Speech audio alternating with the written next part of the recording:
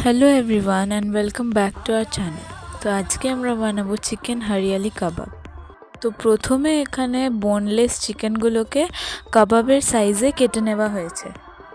তারপর এখানে ধনেপাতা, পুদিনা পাতা, কাঁচা লঙ্কা আর আদা রসুন মিক্সিতে পেস্ট করে নেওয়া হচ্ছে।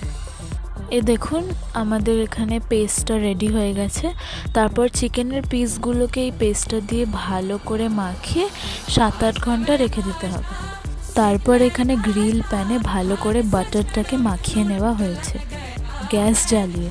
তারপর একটা স্টিকের মধ্যে এই চিকেনের ম্যারিনেটেড পিসগুলো ঢুকিয়ে এই গ্রিল প্যানের মধ্যে কুক করতে হবে, আর এটা 15 to 20 মিনিটসের মতন কুক করতে থাকতে হবে।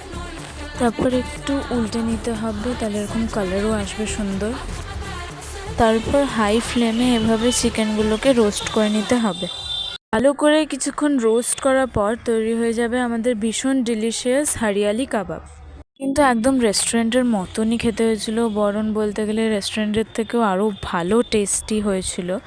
তো আপনারাও এটা বাড়িতে ট্রাই করবেন এবং জানাবেন কেমন হয়েছিল। আজকের জন্য এইটুকুই, বাই বাই।